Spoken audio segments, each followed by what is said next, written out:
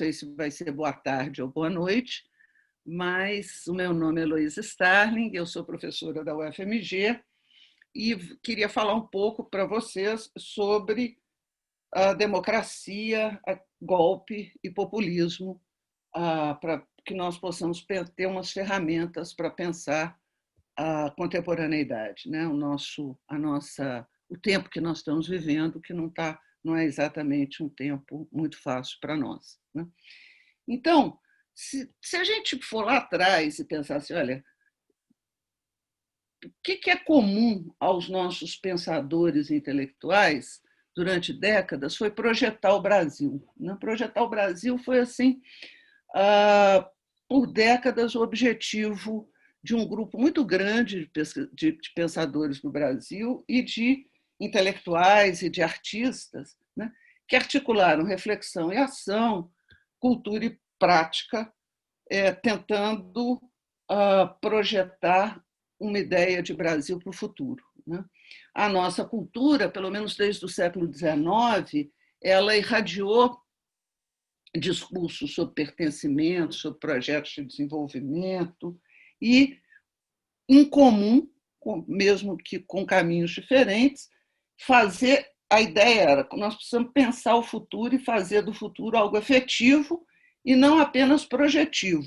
E isso alimentou o nosso campo cultural e o nosso pensamento também no século XX.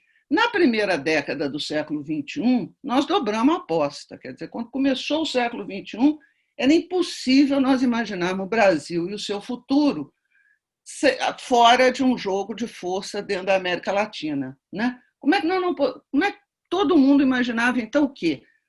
Como é que nós não vamos pensar o Brasil como um sonho aberto numa América Latina que está em transformação, né?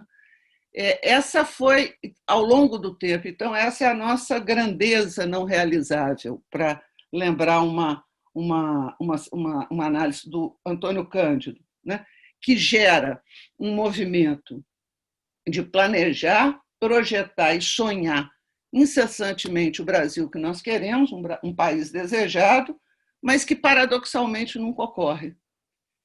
É como se na voragem desse movimento entre sonhar o futuro e o futuro não acontecer, né, nós não somos nem presente nem passado, nós somos sempre uma visão de futuro, né, um país que a gente está projetando no futuro. A canção popular, por exemplo, vai ser mestra em fazer essa projeção, né? E a canção popular é um dos melhores meios através dos quais a gente pode interpretar o Brasil e conhecer o país, né?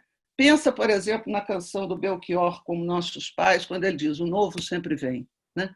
Ou pensem no Vandré, quando faz a canção Porta-Estandarte, quando ele diz: um dia que vem vindo e que eu vivo para cantar, né?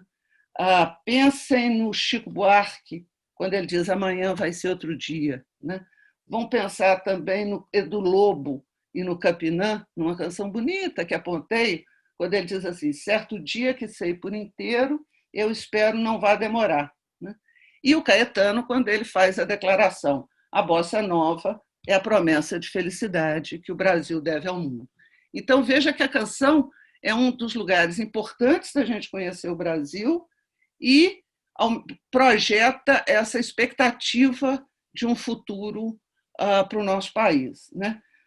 Isso é um problema, porque um Brasil projetado no futuro, ele serve para redimir a nossa história, né? É como se o país do passado, o país escravocrata, o país que tem uma sociedade, que engendrou uma sociedade autoritária, violenta, hierárquica, como se isso fosse mera contingência, né?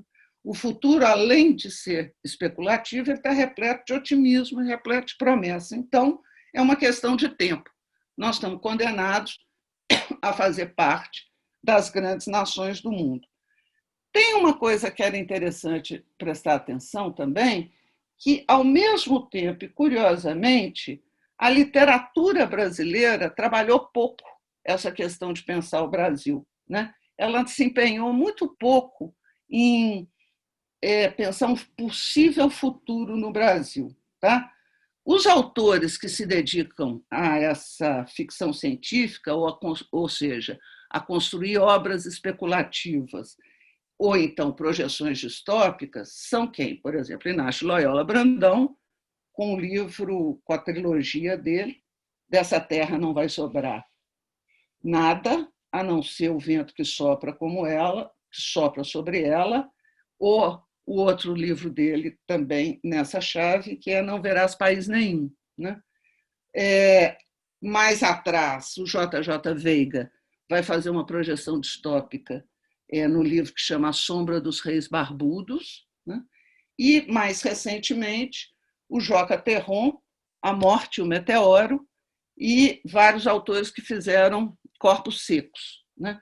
Mas, fora essa turma, os nossos infinitos, se a gente voltar na literatura, eles, a serem descobertos e a serem explorados, eles têm a ver com o passado. Reparem, a memória, né? A nossa literatura aciona a memória, Machado de Assis, Lima Barreto, Zé Lins do Rego, Graciliano Ramos, Pedro Nava, ou a origem, o Drummond em Minas, João Cabral e Pernambuco, Érico Veríssimo e o Rio Grande do Sul. Né? E se a gente prestar atenção também, o nosso universo desconhecido não é o espaço sideral na literatura. Os nossos infinitos têm a ver com a terra, é o interior, é a floresta e, mais especialmente, é o sertão. Né? O sertão é a nossa melhor expressão de infinito, ao mesmo tempo o abismo do desconhecido e a fronteira aberta, o potencial da liberdade e o risco da barbárie. Isso vai aparecer em Graciliano, Vidas Secas, vai aparecer em Guimarães Rosa e vai aparecer no que dá origem a isso, Euclides da Cunha, nos Sertões. Né? Então, talvez a nossa encruzilhada hoje no Brasil seja essa. Né? Existe a possibilidade do futuro ter chegado. Se nós assistirmos e ser mais distópico e desprovido de esperança do que nós imaginávamos. Se nós pensarmos em 2 filmes mais ou menos recentes, Divino Amor, que é um filme de 2019, e Branco Sai, Preto Fica, que é um filme de 2014, a gente vai ver que os 2 filmes apresentam uma perspectiva muito precisa do momento que nós estamos vivendo. Né? O futuro chegou. Ele tem cara reconhecível e uma forma política nova. A miséria e o experimento totalitário são o futuro. Isso está em Inácio Loyola Brandão, não verás, dessa terra nada vai sobrar, e isso está nesses 2 filmes. Nós podemos pensar que Divino Amor é uma ficção científica, e eu diria que Branco Sai, Preto Fica é um filme de terror. Mas eles estão vendo o Brasil hoje dizendo, olha, e se o futuro tiver chegado? Né? Um crítico importante, que é o Mário Pedrosa, um pensador importante também, ele dizia que o passado não pode ser fatal aos brasileiros. Né? Mas o problema é que talvez o futuro possa. Né? Esse Brasil que nós estamos vendo hoje, ele está embutido já na obra do Zé Rubem Fonseca, por exemplo. Tá? Tem um personagem, vou citar só um personagem, e aí eu estou provocando todo mundo que está assistindo para ver os filmes, ler os livros, e ver se faz sentido ou não. Né? Mas esse personagem do Zé Rubem Fonseca, que está no conto Intestino Grosso, que foi publicado em 1975, ele vai dizer o seguinte para nós, e eu cito o personagem. Olhem se o Brasil de hoje não está embutido, o Brasil de Bolsonaro não está embutido na obra do Zé Rubem Fonseca. Diz o personagem, eu estou escrevendo sobre pessoas empilhadas na cidade, enquanto os tecnocratas afiam o arame farpado. Estamos matando todos os bichos, nem tatu aguenta. Várias raças já foram extintas. 1 milhão de árvores são derrubadas por dia. Daqui a pouco, todas as jaguatiricas vão virar tapetinho de banheiro. Os jacarés do Pantanal vão virar bolsa. e as antas foram comidas nos restaurantes típicos, aquele restaurante em que o sujeito vai, pede capivara ao termidor, prova um pedacinho só para contar depois para os amigos e jogar o resto fora. E aí diz o personagem do Zé Rubem Fonseca, não dá mais para Diadorim. Né? Teve uma mudança acontecendo no nosso país, ou seja, algo deu errado no nosso projeto futuro. É isso que o Zé Rubem Fonseca está dizendo lá em 1975. Né? Como é que nós vamos entender o saldo negativo de um país onde as chances de desenvolvimento e de modernização política, instituições sólidas, liberdade, igualdade e bem-estar social, elas são reais, mas o resultado fica aquém do desejado. O que é aqui? Por que está tudo dando errado? Né? O que foi que deu errado no nosso projeto futuro? Né? O que dá errado no Brasil, mesmo quando são concretas as nossas chances, como no início do século XXI, de superar a miséria, modernizar uma sociedade profundamente desigual e garantir as formas de aprofundamento da cidadania. O que aconteceu com o Brasil?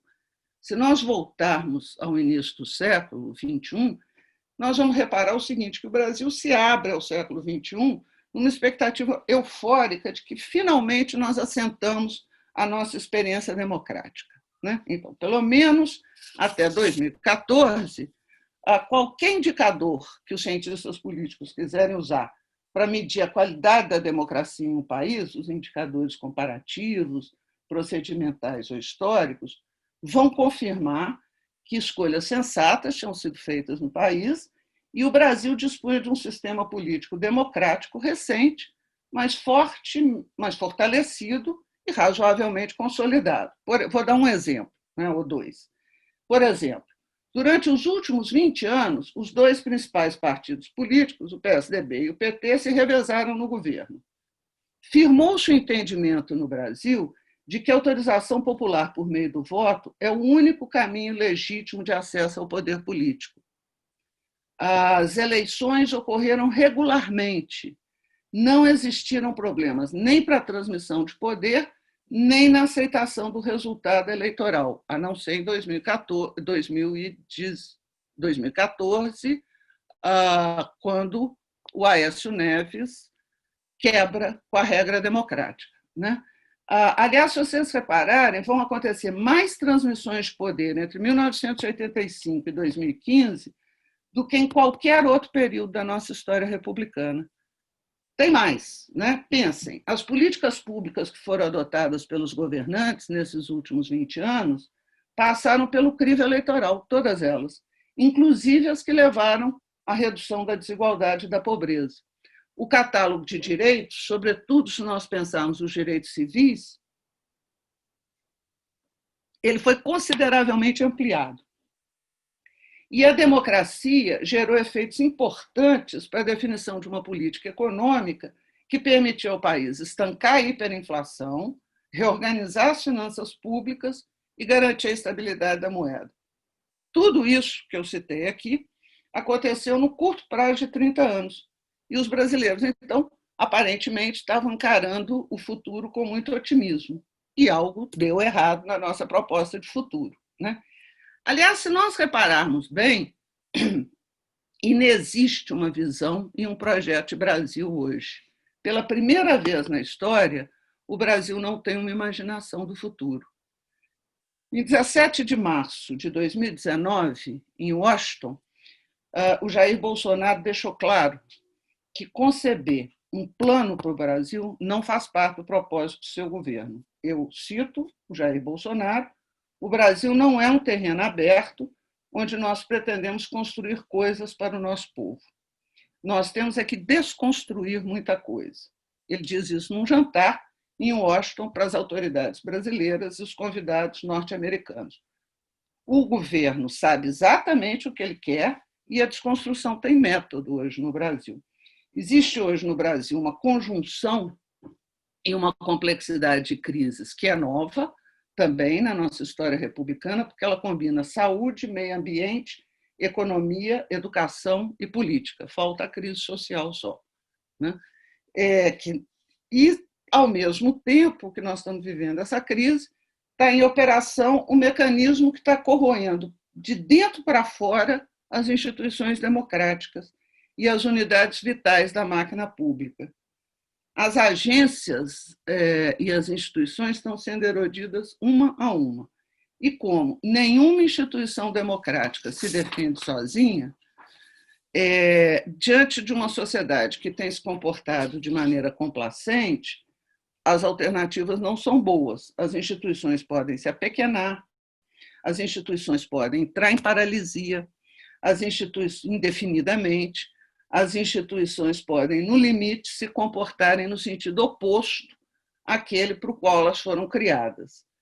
Não tem paralelo histórico. Isso é novo na história do Brasil.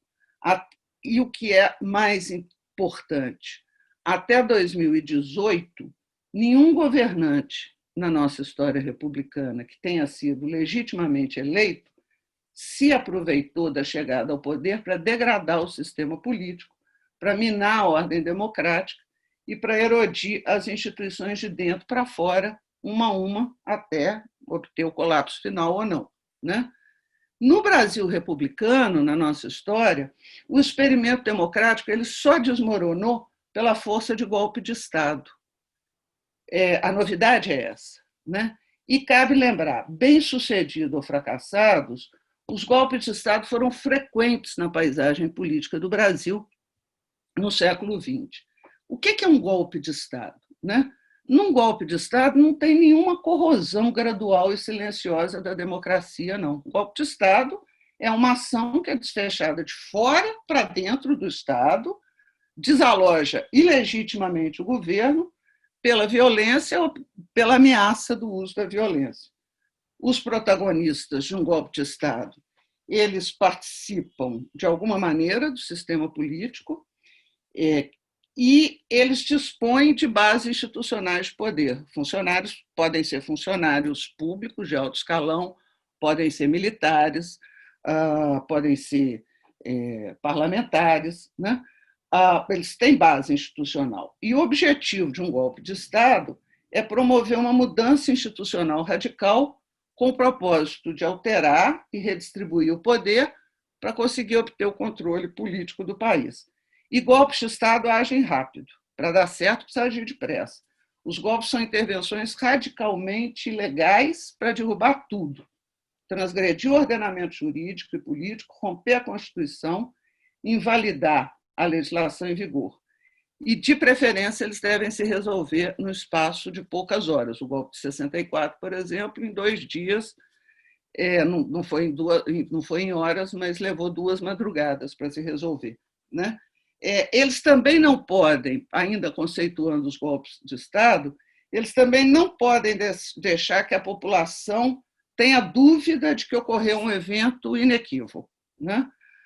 E que foi transposta a linha que separa a legalidade do arbítrio. Então, um golpe de Estado, ao contrário do que está acontecendo, ele não visa travar uma batalha surda e permanente contra as instituições democráticas. Ao contrário, ele tem que ter eficiência técnica, rapidez de execução, cálculo de custo-benefício e capacidade estratégica para agir de uma vez só. Um golpe de Estado não precisa ser militar. Essa é só uma modalidade de golpe de Estado. Né? A série de golpes, no caso brasileiro, a série de golpes que atravessa a nossa história republicana é o resultado mais vistoso da interferência dos militares na vida pública nacional. Mas não necessariamente na história do mundo a gente precisa dos países europeus, ou mesmo, principalmente dos países europeus, nós não precisamos pensar num golpe de Estado sendo um golpe exclusivamente militar. Né? No Brasil, sim, a série de golpes ela sempre tem a presença militar. Os 2 primeiros golpes saem de dentro dos 2 primeiros governos republicanos. Os ocupantes do poder suspenderam o funcionamento das instituições democráticas. O primeiro é o Deodoro da Fonseca, que era marechal de campo, a patente que um general recebia quando esteve em ação na guerra, no caso de Deodoro, a Guerra do Paraguai, e ele foi eleito, por via indireta, o primeiro presidente da República do Brasil. O Deodoro se autonomeou generalíssimo das Forças Armadas Brasileiras. Em novembro de 1891, com 2 decretos, ele dissolveu o Congresso Nacional e declarou o estado de sítio. O golpe foi esse. A oposição foi enorme, as oligarquias regionais votaram para quebrar, e no meio dos militares teve oposição. Uma parte da Marinha se revoltou, a primeira revolta da Armada, e vai ameaçar bombardear o Rio de Janeiro.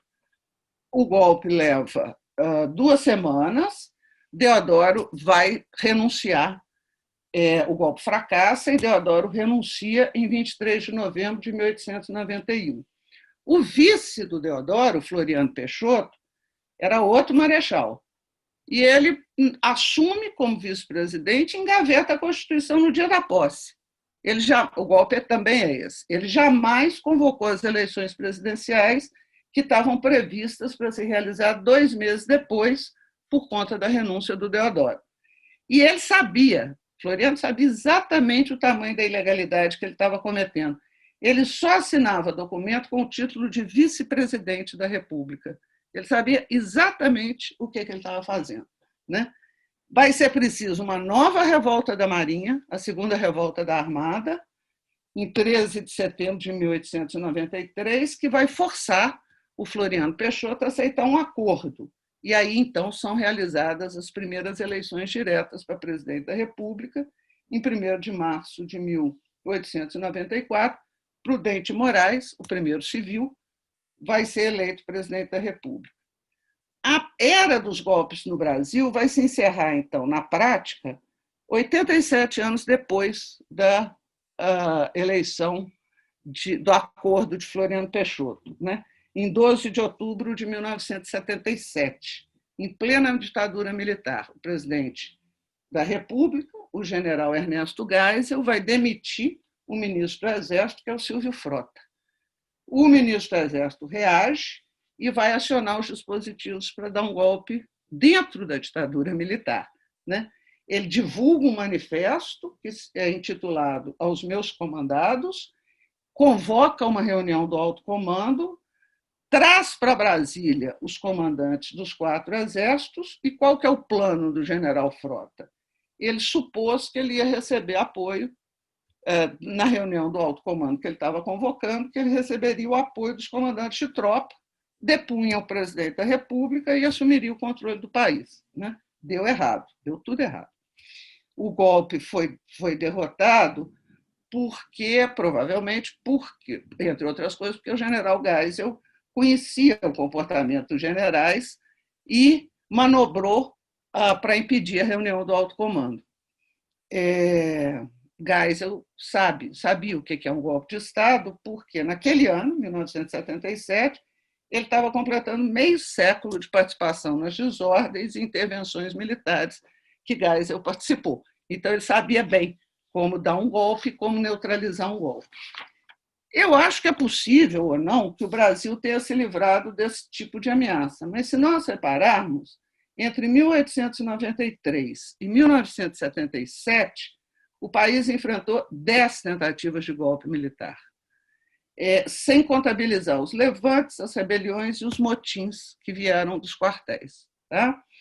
Bem-sucedidos foram 2, e ambos seguiram à risca a receita golpista. Um complô bem-sucedido, o acordo entre grupos militares e civis, o uso da farta propaganda ideológica para garantir a legitimidade e uma dose de exibição de força. Em seguida, um ataque fulminante. O primeiro golpe bem-sucedido aconteceu em 1937 e resultou do acerto entre Getúlio Vargas e as Forças Armadas. Os generais queriam um exército moderno, com armas e com a indústria. Em troca, eles dariam a Vargas apoio militar para o golpe e sustentariam a ditadura. No dia 10 de dezembro, Getúlio Vargas cercou o Congresso Nacional, mandou os membros do Congresso para casa, jogou a polícia militar na rua impôs uma nova Constituição no Brasil e batizou o Estado Novo. Não foi disparado, mal foi disparado um tiro, né? O segundo golpe vitorioso aconteceu em 1964 e, como eu disse, precisou de 2 madrugadas para se concretizar.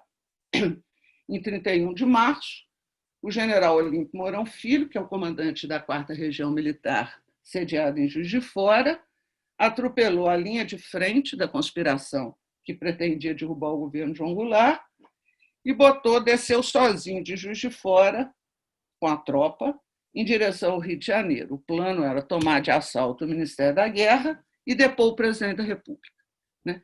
Isso era uma típica quartelada, né?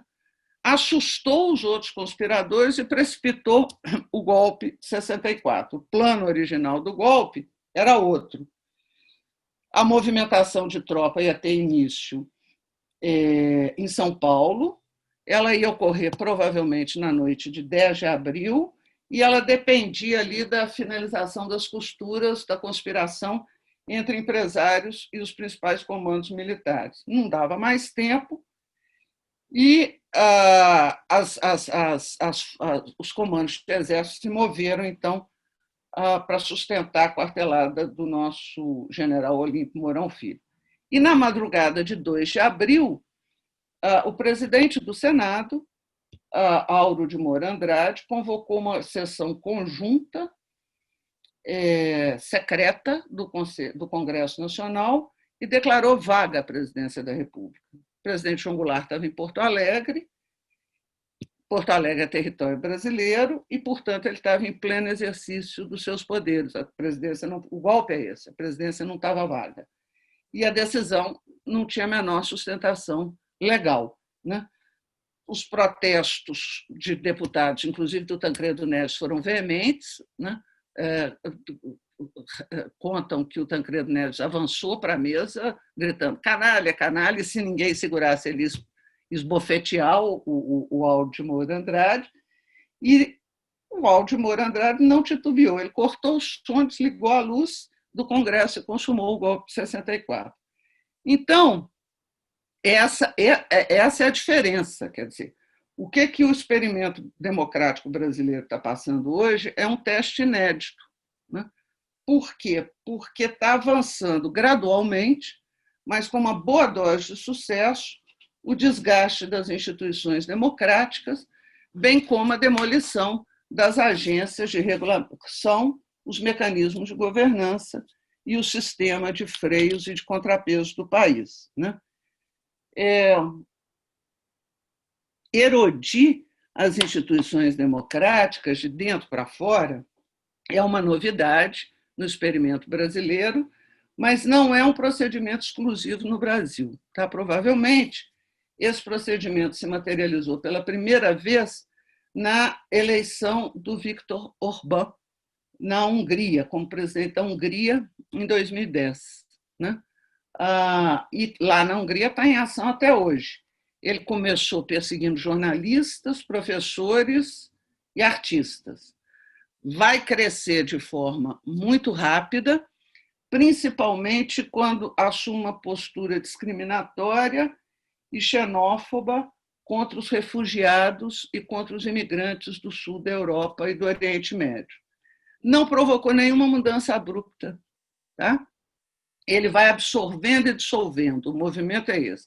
Ele absorve e dissolve tudo que toca, né? As instituições, a legislação, as formas de solidariedade social, as agências de governo, o catálogo de direito e os padrões de justiça.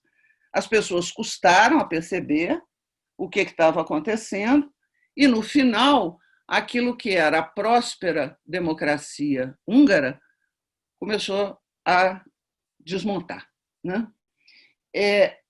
Isso significa, a partir do Orbán, a partir da Hungria, a gente pode ver que tem um novo tipo de liderança política que está emergindo no nosso tempo contemporâneo, né? São lideranças políticas que vão ascender ao poder num tempo muito peculiar, né? Que é esse momento de transição conturbada entre o século XX e o século XXI, e cujas marcas pelo que dá para perceber, são essa velocidade muito rápida de mudança, né, como se o tempo tivesse acelerado, e esse futuro imprevisível, nós não sabemos amanhã. Né? Em geral, a ideia de populismo como uma forma política vai definir a forma de fazer política e a forma específica do discurso político desse tipo de liderança. Né? Esse populismo, esse tipo de liderança, ele vai se revelar por inteiro em 2016. Por quê? Porque no mês de maio de 2016, o Rodrigo Duterte vai ser eleito presidente das Filipinas. Em junho, para enorme surpresa dos analistas políticos, o eleitor do Reino Unido decidiu dar as costas à União Europeia. Em novembro, a vitória de Donald Trump confirmou que a ameaça era muito grave. Né? Os Estados Unidos tinham eleito um presidente com vocação para autocrata, incapaz de respeitar os limites da sociedade democrática. Reparem que todas essas lideranças elas são legitimamente eleitas a bordo de coalizões políticas muito amplas, mas difusas, e chegam ao poder, ao governo, com prestígio, com força e com voz. É o caso da Hungria, é o caso do Erdogan na Turquia, Putin na Rússia, Hugo Chávez e Nicolás Maduro na Venezuela, Donald Trump nos Estados Unidos, Rodrigo Duterte nas Filipinas e o Vladimir Zelensky na Ucrânia e o Jair Bolsonaro no Brasil. Né? Eles são governantes que provavelmente não chegariam ao poder sem que se formasse um conjunto muito imprevisto de fatores. Por exemplo, né, uma combinação que faz rupturas eleitorais, né, provocada por esse conjunto, ruptura eleitoral, desorientação dos partidos e das forças políticas tradicionais, a esquerda e a direita, tá? A governabilidade difícil e assentada em coalizões parlamentares instáveis, o desencanto social e a complacência da população. Seja qual for o país que eu citei, qualquer experiência democrática, o problema é que ela sempre apresenta um tipo de disfuncionalidade. A democracia não é nem estável, nem absolutamente funcional. Né? Por quê? Porque nenhum regime que prega a liberdade ele pode ser sólido, porque a liberdade está sempre em movimento. Nós sempre podemos perguntar, não poderia ser de outra maneira? Né? E esse é a grande potência da liberdade. Né? E, portanto, por que um regime democrático tem necessariamente que não ser completamente sólido e sempre traz disfuncionalidade, o risco da manipulação operada por governantes com tendência autocrática e com mentalidade autoritária é muito grande. O Sérgio Abranches, que é um escritor e um cientista político, ele diz que ele tem uma frase que eu acho que é legal para a gente pensar: a democracia é como Troia, ela é sempre vulnerável a um ataque por dentro, por ser um regime de liberdade. Né? E nós precisamos, então, refletir sobre as incertezas desse tempo, né? Esse tempo em que a democracia está perdendo as suas amarras. Né? Se nós repararmos, o Brasil está se adaptando a padrões cada vez mais baixos de exigência nas políticas públicas. Repare a educação, a saúde e o meio ambiente. O Brasil está se adaptando a padrões cada vez mais baixos no comportamento das suas autoridades, no comportamento da sua polícia, no comportamento do setor público, na representatividade do Congresso. E o país também atingiu um novo patamar de autoritarismo que beira o obscurantismo no campo cultural, sem dúvida, no meio ambiente, sem dúvida, e na saúde pública. Né? O que está em aceleração no Brasil não é um comportamento de direita, é a projeção de um conjunto, de um ideário de valores profundamente reacionários. Nada impede que a direita seja democrática. A periferia da direita é o pensamento reacionário. E o que está em aceleração é a projeção de um ideário de valores reacionário, como se a nossa mente naufragasse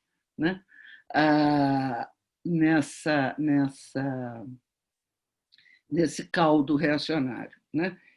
E talvez a gente tenha que considerar uma outra coisa, que é pensar que o conteúdo e a intensidade dessa complacência que nós estamos que está irrompendo por vários setores da sociedade brasileira e nas instituições também seja sintoma de alguma coisa mais profundo que nós precisamos entender. É como se algo tivesse emergido, vindo à tona, de uma espécie de fundo regressivo da sociedade brasileira, que nenhum de nós imaginava que existia com essa potência. Você pensa um desregramento generalizado, a perda aguda de referências éticas, a desqualificação daquilo que é politicamente divergente, a intimidação pelo insulto, pela intriga, pela difamação. E talvez a nossa grande dificuldade é a absoluta indiferença de setores da sociedade diante da morte de hoje 175 mil brasileiros na pandemia. E talvez a dificuldade seja essa. O que é que veio à tona? Nós precisamos entender o que veio à tona na sociedade brasileira, o que foi destampado, para que a gente possa, ao compreender, pensar com o que nós vamos fazer a partir disso. Porque uma coisa é o seguinte, os governos desse tipo, governos populistas, podem passar. Nós vimos o Trump. Mas o preço que eles cobram é alto, o preço da experiência é alto. Então, nós podemos pensar, como aconteceu agora com o Trump, que alguns podem ser varridos pelas urnas, porque eles não conseguiram avançar até o fim no dano às instituições democráticas. Também não conseguiram neutralizar completamente o funcionamento dos mecanismos de freio e de contrapeso das instituições. Mas, independente disso, eles deixam atrás de si um legado muito grande de danos. Olha o que está acontecendo nos Estados Unidos, olha o legado que o Trump está deixando à democracia norte-americana. Vai ser preciso reconstruir duramente o que ele demoliu, além de restabelecer as condições de governança democrática. O caso do Trump é um caso muito emblemático para nós pensarmos que, sim, esse tipo de governo pode passar, mas o preço que ele vai cobrar é alto. E outros governos têm potencial para sair dos limites. E isso acontece quando e avançar no sentido, aí sim, de um experimento profundamente autoritário, de um tipo de autoritarismo novo que nós não sabemos ainda a forma. Mas isso acontece quando o governante vai obter sucesso no ataque simultâneo à imprensa, às universidades, ao Congresso e ao Judiciário. Quando o governante consegue subjugar os governos estaduais e mobilizar as ruas a seu favor. Nessa circunstância, a escalada autoritária é irreversível, a não ser que a sociedade, de novo, consiga resistir a tempo e consiga convocar as instituições de autodefesa da democracia. Mas as instituições não se defendem sozinhas. Depende da sociedade estar convencida de que o experimento democrático precisa ser defendido. Então, por quê? Nos dois casos, o perigo existe. E ele é real. E traz riscos iminentes e concretos para a liberdade em vários países do mundo. Portanto, eu diria que não é hora de nós normalizarmos o que não é normal. Eu acho que, ao contrário, é preciso que a sociedade se convença, e é preciso convencer a sociedade a se mexer politicamente no sentido de, com propósito objetivo, vamos garantir o futuro da democracia, vamos projetar o futuro como tem sido feito na história do Brasil, e vamos projetar um futuro democrático. Porque a democracia só vai funcionar e só vai sobreviver às custas da sociedade. Os brasileiros precisam nós hoje precisamos pensar um futuro no Brasil convencidos da legitimidade dos princípios dos valores democráticos, mobilizar esses princípios e defender esses princípios, e considerar que nós queremos ter no nosso futuro, eles são imprescindíveis para o nosso futuro, porque nós queremos um futuro, uma vida feliz, uma vida livre e uma vida civilizada. Muito obrigada.